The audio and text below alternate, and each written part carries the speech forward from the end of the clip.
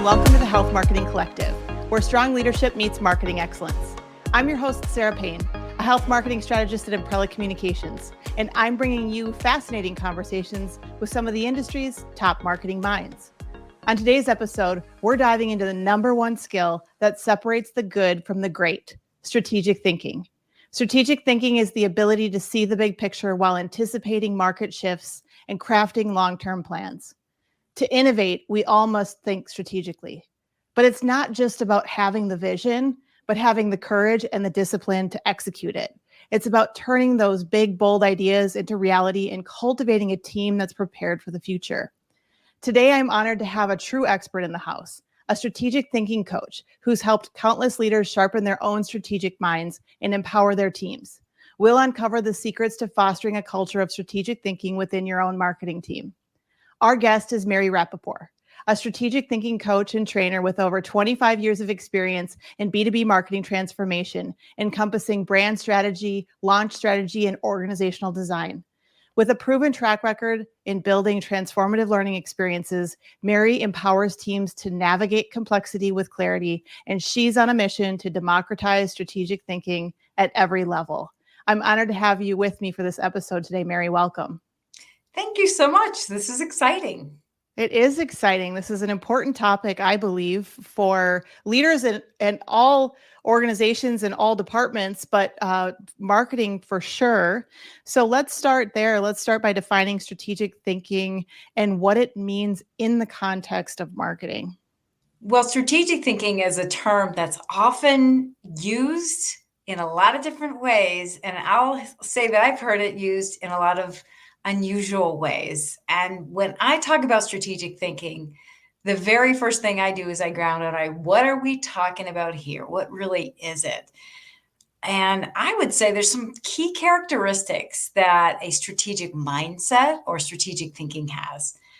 First of all, it's future focused. So there is some aspect of not thinking only about the present, not being focused on what's in front of you, but looking at that longer range horizon. In context with that, it's really developing a holistic perspective on where you are. So it's looking at the interdependencies, the interconnectedness, kind of a systems approach to thinking, so that you know that by impacting one thing somewhere, you're going to have an impact somewhere else. Great strategic thinking also is a perspective where you're bringing in external data. So it's not an insular view of where you are or what the organization thinks or what the team thinks. It's knowing enough to know that you don't know everything and that there's some point of view, data, information, the landscape of things that's external to what you're thinking about, that has that in it. And then finally, it's adaptable. You can't come to the most brilliant conclusion and then see conditions change and continue to think it's strategic view if something's changed there too. You really have to be able to adapt and plan for that. So I guess that's how I really like to define strategic thinking in that way. It's a great definition. And I'm glad we started there because to your point, it is used in so many ways and probably maybe misused or misinterpreted in terms of what it actually is. I loved your point about bringing in the external data and perspective, because I think particularly as leaders, we may think that we do strategic thinking really well. And maybe we do, but we could all benefit from that external perspective to really push us and get us to see what we might be overlooking or challenge us and how we need to be thinking differently. Oh, yeah, for sure. And how easy is it to say, hey, we've seen this problem before. We know how to solve it. Oh, I've done this already. Or, oh, this reminds me of something that I've encountered in the past. Let me just jump in and solve it. And so being able to say, let's just take a pause and challenge our own perspectives and get some external view, that really generally helps elevate the quality of conversation and generally the output. So very important. What's your view, Mary, on the current state of strategic thinking in the workplace, just in general? Do we as a culture and a society have sort of that workplace environment that encourages strategic thinking? And what are the factors that have contributed to the current state? Well, the good news is that universally, everyone believes it's important and everyone talks about it being something that is really important to be successful. So that's the good news. The more disappointing news is that we are in an execution culture. Mm, Our business environment, it does anything except enable us to step into a strategic mindset or frankly even pause to think. We're rewarded by cranking out our task list. We're rewarded by systems that are inherent in the business, things that have historically really driven us to see the workplace as an assembly line. There are so many historic business movements that have moved the economy forward, moved technology forward, moved business forward that have caused us to adopt things that maybe were meant for the manufacturing floor, but bringing those into the office and working and thinking in segments and in tasks and in discrete events and very not future focused, but very present focused on what do we have to do today. That has really just sucked the life out of people's ability to even remember that what they're there to do is to think better, and their contributions that come through thinking really help emphasize business performance. In particular, marketing, I think marketing has suffered quite a bit from this sort of treadmill transactional mindset. I don't think we ever intended this to happen, but when we began to really advance digital marketing, it was great for so many reasons, and it just blew the doors off of what was possible.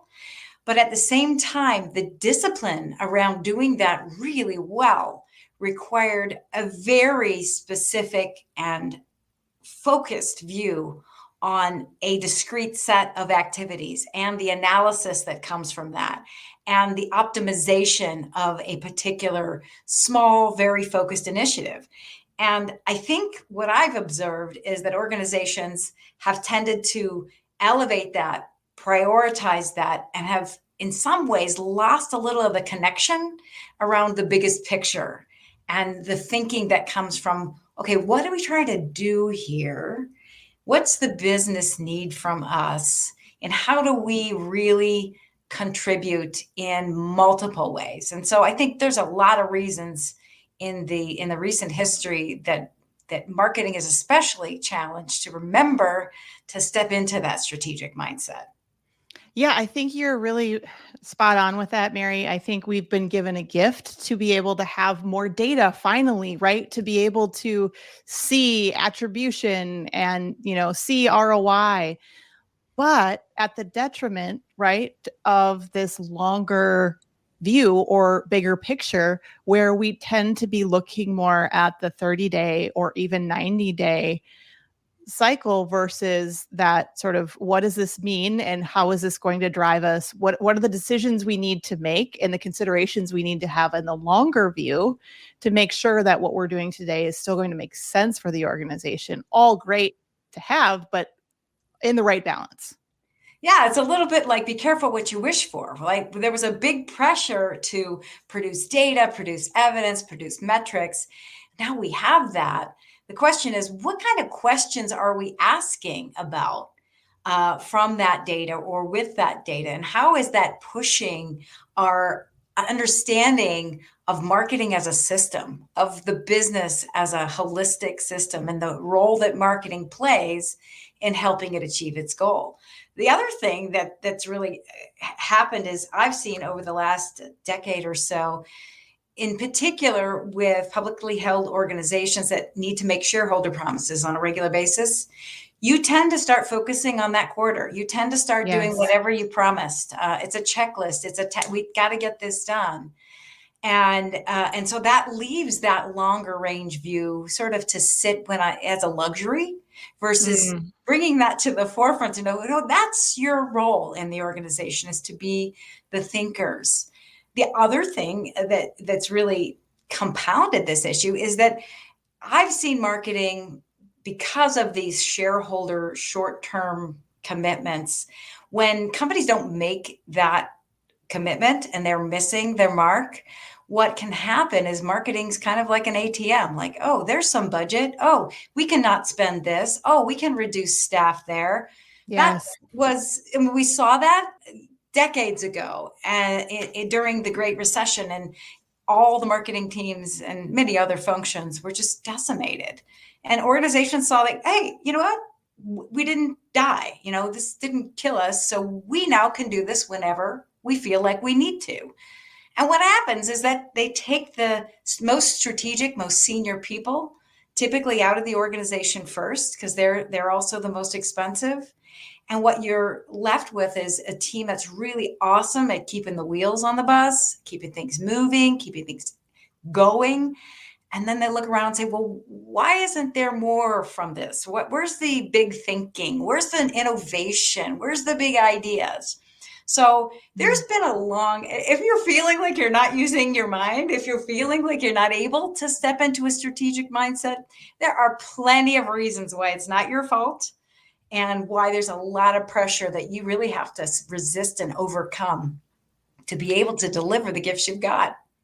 Yeah, and I think you're right. So, strategic, the point there being strategic thinking is one of those things that will help provide some insurance or help make you as a leader and your team much more bulletproof when times get tough, when there's a recession or when we're not meeting numbers, to be able to lead the organization with that innovation and those bigger ideas. What I'm hearing from you is that's why it's so important for leaders and for their teams to prioritize strategic thinking. And I did want to spend some time talking about the benefits of really cultivating these skill sets within your team, because I think, it might, again, to your earlier point, everyone believes it's important, right? Everyone thinks we should be doing it, but are we actually prioritizing it from a development standpoint? And do we see it as something that needs to transcend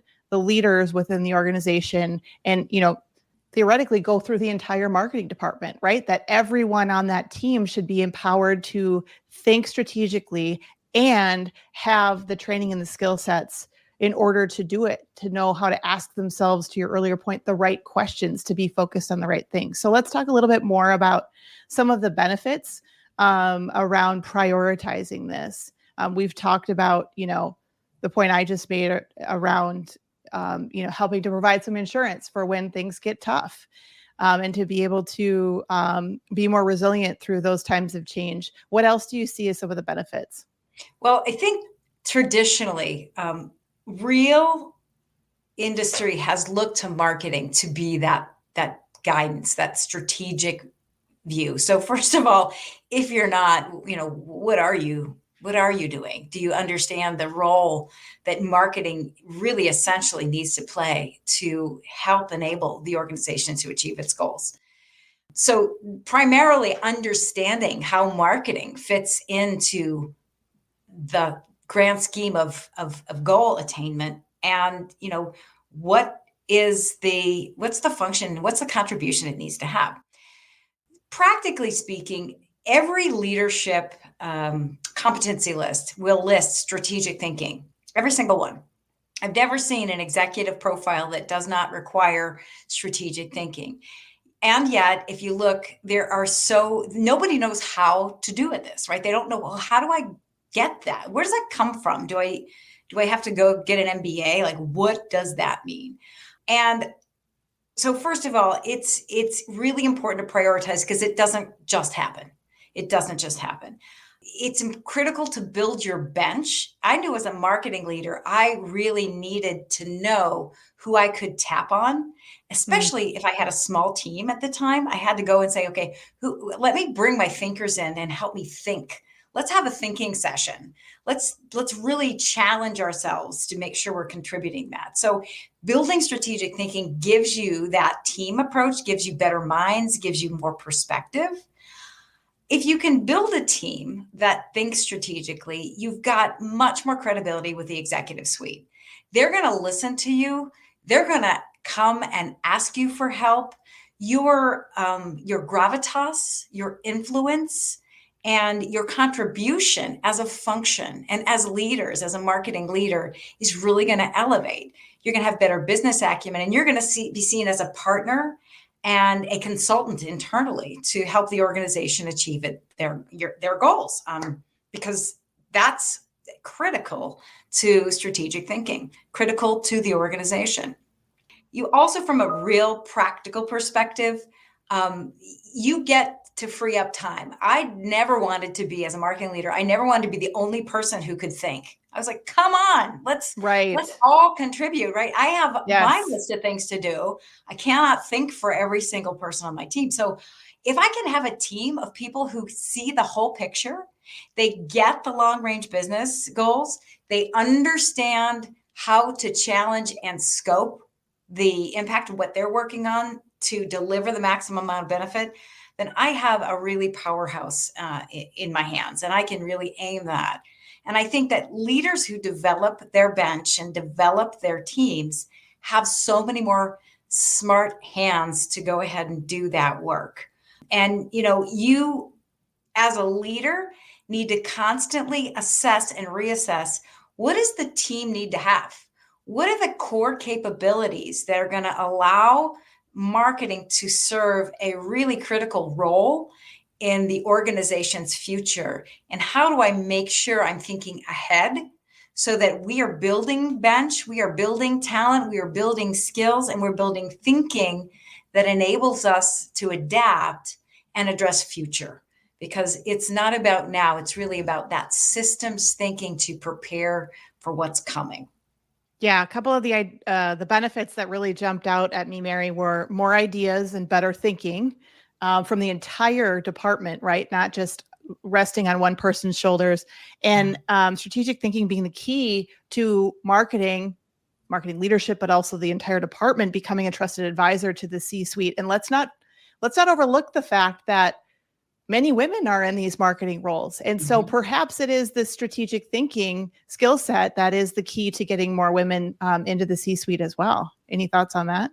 Oh, absolutely. I have a great, a great friend and mentor who really inspired my passion around this a long time ago. Susan Kolanantu, she made a TED Talk really talking about, in women in particular, how women, when they're coached, are coached to be confident. They're coached to have presence. And they're coached in a very different way than male counterparts who are coached and taught the business, right? And so they show up consequently very differently.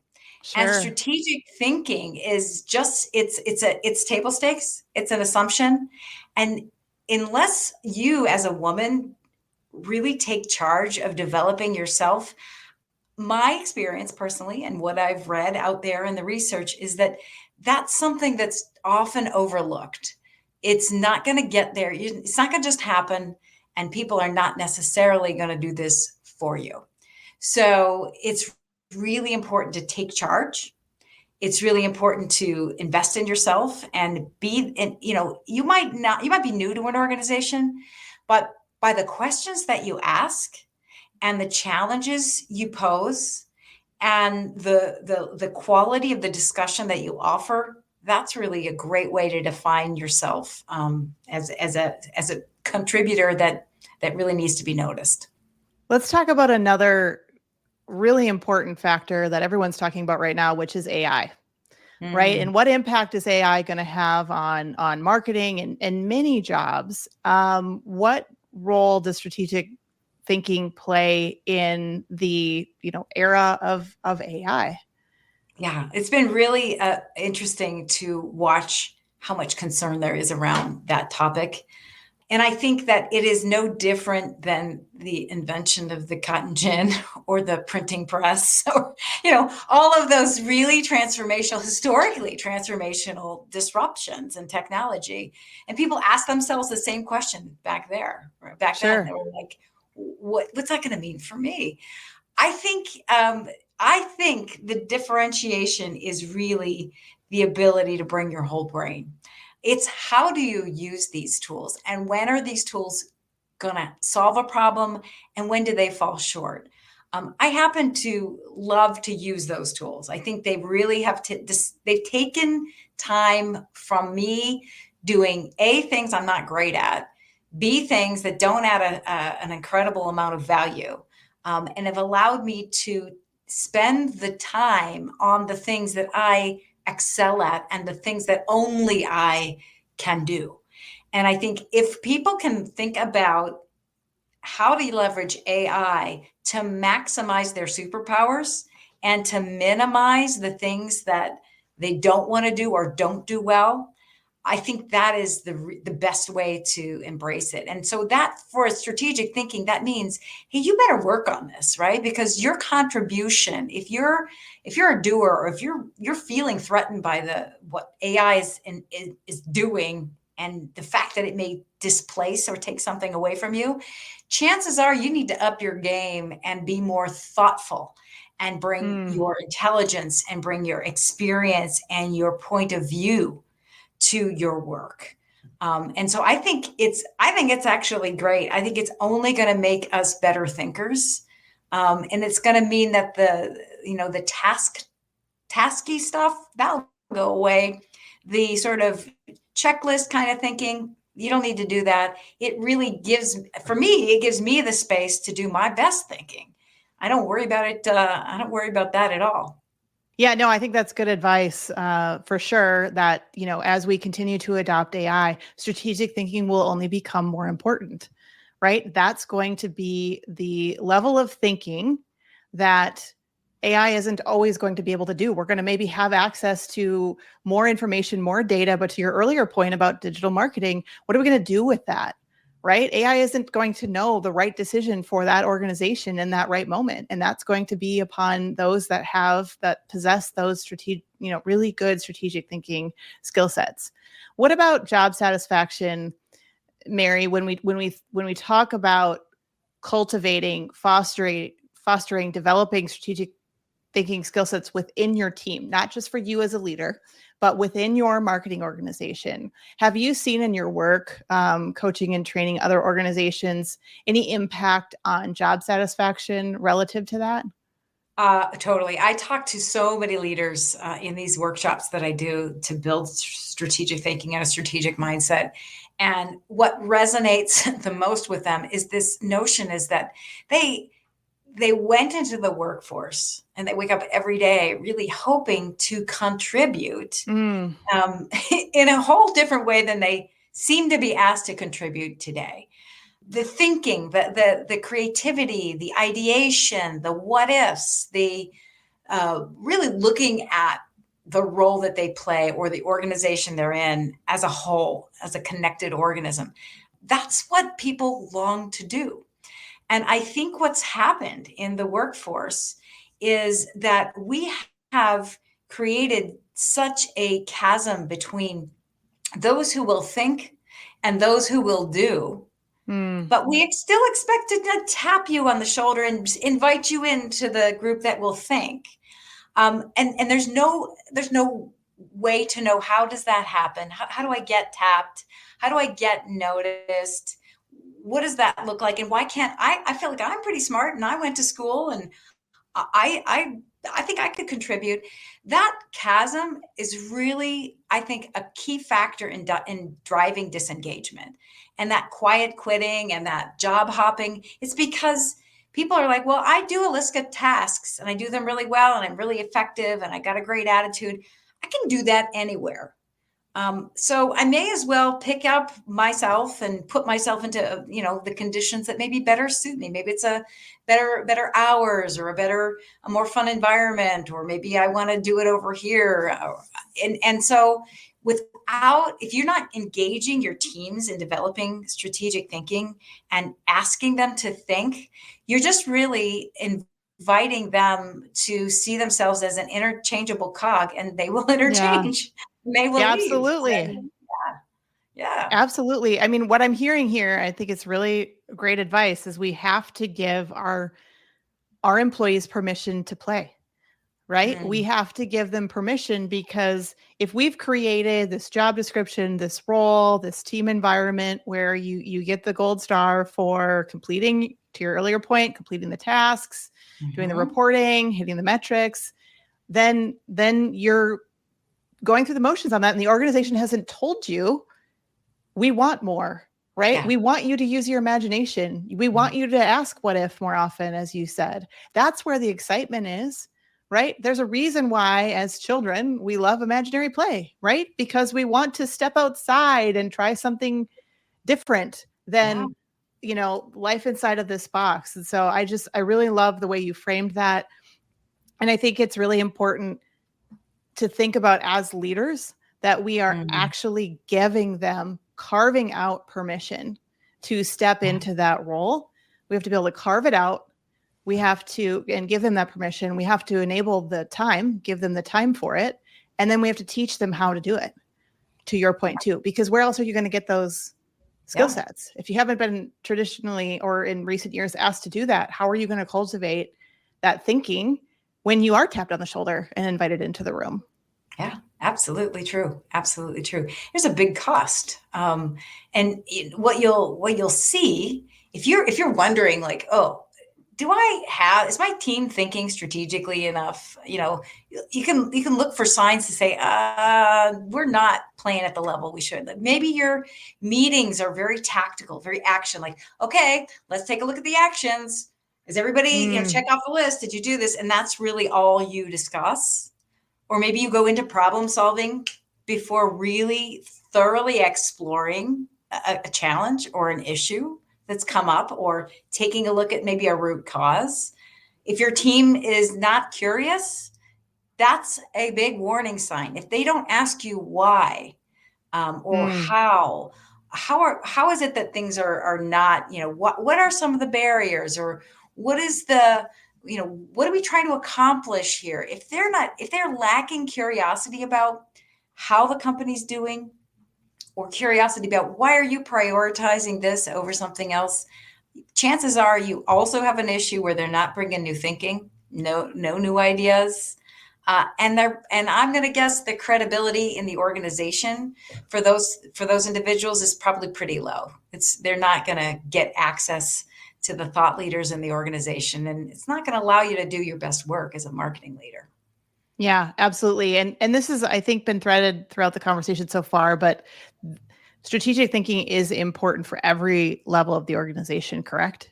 Oh, absolutely, absolutely. It's not like the star you get after you've accomplished all your things. It's not, oh, well, only a few of us get to think, and the rest of you, good luck. We hope you'll get here someday. No, it has to come at every level all the time.